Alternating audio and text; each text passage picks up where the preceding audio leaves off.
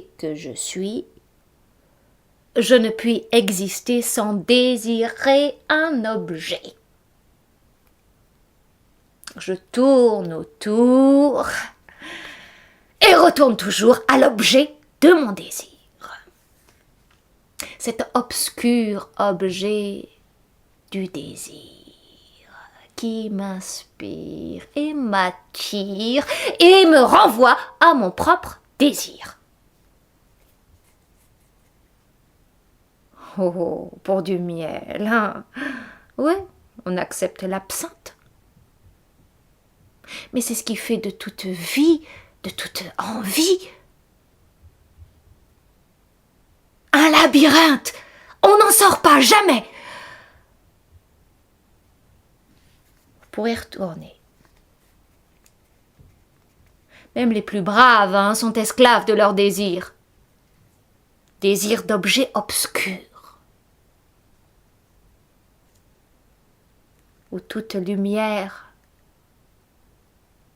rencontre un mur. Et on tombe sous le sens. Comme sur un champ de bataille. Victime de notre insistance. De notre manque. De notre manque de consistance. Parce que on la désire à en mourir, cette putain d'existence. Pourquoi on la désire autant? Parce qu'on désire toujours, et depuis toujours, ce qui nous manque. Toute qualité qui nous fait défaut. Jamais la fleur qui se présente, non, mais celle qui s'absente.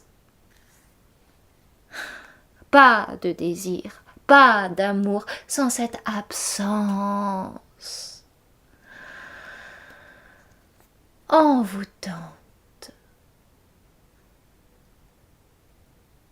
Envoûtante.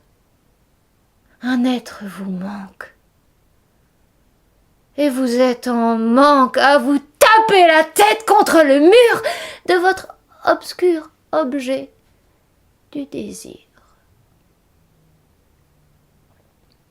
C'est peine perdue pour toi comme pour moi.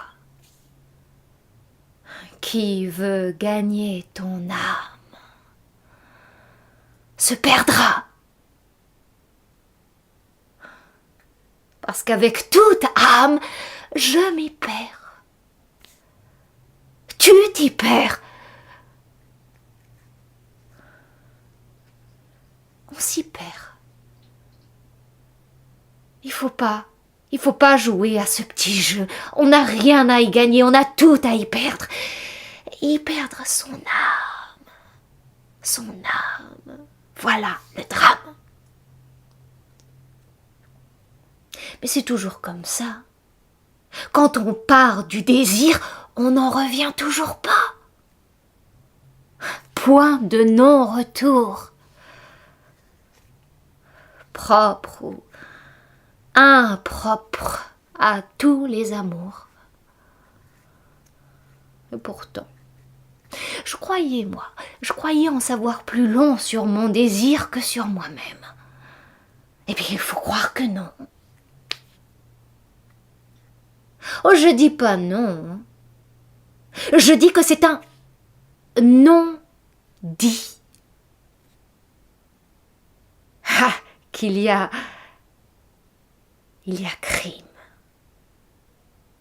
Même si on nous annonce qu'il n'a pas eu lieu ou qu'il y a non-lieu, le désir a désiré. Et nul n'a pu l'en empêcher, ni le repêcher après son péché. Alors qu'est-ce qui s'est passé? Hein? Pourquoi la terre s'est soudain mise à trembler? Parce que j'ai désiré ce que je n'ai pas, parce que j'ai désiré ce que je ne suis pas, parce que je n'ai jamais su ni pu désirer autre chose que ce qui me manquait. Qu'est-ce qui me manquait? l'autre désir. C'est lui l'obscur objet de mon désir, que je viserai toujours et que je n'atteindrai jamais, comme dans l'amour. Et parce que mon cœur de cible n'a pas de cœur. Ou parce que le cœur ne peut être une cible. On ne l'atteint pas, on ne peut l'atteindre. Parce qu'il est...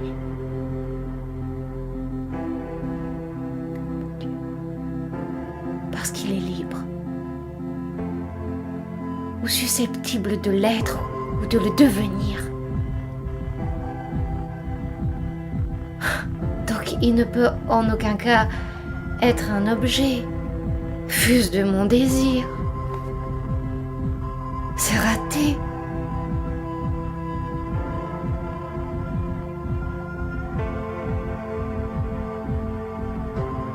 Que faut-il en conclure?